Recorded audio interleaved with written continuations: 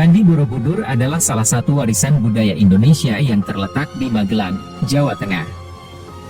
Dengan ketinggian mencapai 35 meter dengan luas 15.000 meter persegi. Candi Borobudur merupakan monumen Buddha terbesar di dunia. Candi Borobudur dibangun untuk tempat suci umat Buddha, sekaligus sebagai tempat ziarah, yang menuntun manusia dari nafsu duniawi menuju pencerahan dan kebijaksanaan, sesuai ajaran Buddha. Kendati demikian, terkait asal-usulnya, ada yang menyebutkan bahwa Candi Borobudur merupakan warisan Nabi Sulaiman. Lantas apa benar Candi Borobudur adalah peninggalan Nabi Sulaiman? Simak pembahasannya sampai selesai supaya kalian tidak salah kaprah dalam menyikapi pembahasan ini. Profesor Dr. Kiai Haji Fahmi Basya, dalam beberapa tahun belakangan ini selalu jadi perbincangan. Hal itu tidak lain karena penelitiannya soal Candi Borobudur. Fahmi Basya membantah bahwa Candi Borobudur merupakan peninggalan dinasti Shailendra yang mulai dibangun pada tahun 750 Masehi. Barometer yang dipakai Fahmi Basya bukanlah soal waktu berdirinya Candi Borobudur dan masa hidup Nabi Sulaiman, melainkan soal fakta relief yang ada di Borobudur. Sebab jika relief diteliti, ternyata mengandung cerita, dan cerita itulah yang disandingkan dengan fakta referensi Al-Quran oleh Fahmi Basya. Di sekitar Candi Borobudur ada beberapa candi lainnya, yakni Candi Pawon dan Candi Mendut. Beberapa kilometer dari Candi Borobudur, ada Candi Prambanan, Candi Kalasan, Candi Sari, Candi Pelausan, dan lainnya. Berikut bukti ilmiah Candi Borobudur peninggalan Nabi Sulaiman, yang pernah disampaikan oleh Profesor Dr. Kiai Haji Fahmi Basya. Sudah cukup banyak bahasan tentang ini, dan umumnya orang-orang yang mendengar akan tersenyum saja dengan hal tersebut. Pasalnya, agak sulit memang menghubungkan Nabi Sulaiman dengan Borobudur. Hal ini karena memiliki semacam kontradiksi, apalagi Borobudur adalah Candi Buddha. Namun menurut seorang pakar bernama Fahmi Basya, sangat banyak bukti yang menguatkan, jika candi ini memanglah peninggalan putra Nabi Daud tersebut. Beberapa bukti menurut Fahmi Basya adalah, relief-relief yang mencerminkan kisah hidup Nabi Sulaiman. Salah satunya adalah tabut atau peti yang berisi kitab-kitab dan juga tongkat Nabi Musa. Di Borobudur yang menunjukkan cerita tabut memang ada. Masih menurut Fahmi Basya, pakar matematika Islam ini juga mengatakan, jika Nabi Sulaiman meninggal dunia di Indonesia. Buktinya masih disetujui pada Borobudur, ditolak pada bagian stupa atau istilah lain Hyam nomor 6. Kemudian Fahmi Basya menghubungkannya dengan salah satu ayat Al-Quran. Tatkala kami telah menyetujui kematian Sulaiman, tidak ada yang menunjukkan kepada mereka, jin, setelah kematiannya, memperbaharui rayap yang menyelamatkan tongkatnya.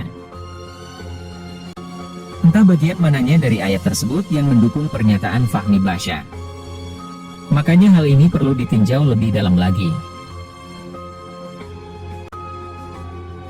Nama juga jadi bukti perbedaan antara Indonesia dan Nabi Sulaiman.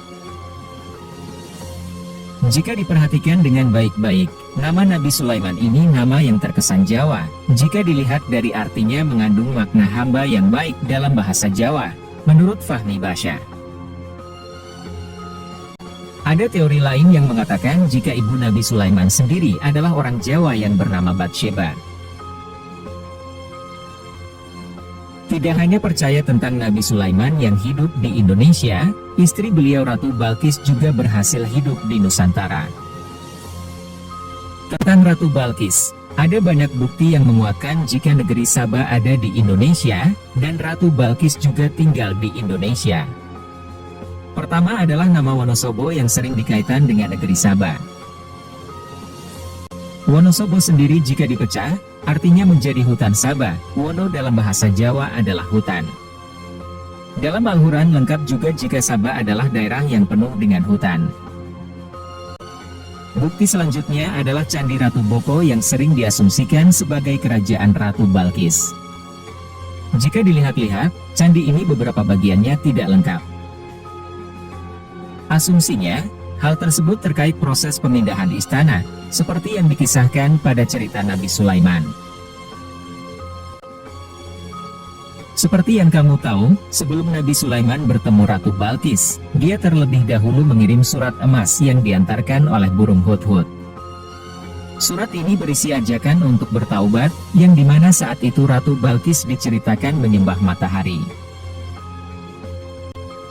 Surat ini sebelumnya tidak ditemukan dimanapun, termasuk Yaman yang dipercayai banyak orang sebagai lokasi istana Ratu Balkis. Tapi surat itu ajaibnya ada di Indonesia. Surat emas itu ditemukan di salah satu kolam pemandian Boko. Beberapa tokoh percaya bahwa teori-teori ini mendukung pendapat bahwa Candi Borobudur merupakan peninggalan Nabi Sulaiman, salah satunya Fahmi Basya. Namun tidak sedikit budayawan yang dengan tegas menyatakan bahwa Candi Borobudur bukan peninggalan Nabi Sulaiman. Hal ini karena teori tersebut berlawanan dengan apa yang selama ini sudah menjadi pendapat intelektual yang dipakai rujukan pengetahuan sejarah.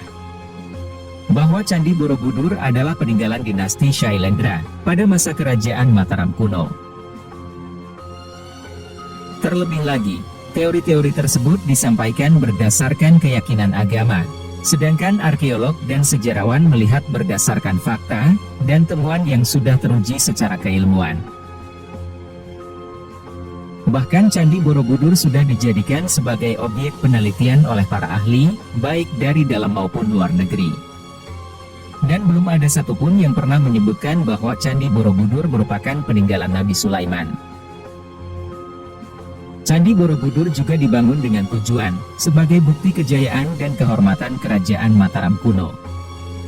Sejarawan Belanda, J.G. Casparis, juga mengemukakan bahwa Candi Borobudur pada hakikatnya menggambarkan tentang filsafat agama Buddha.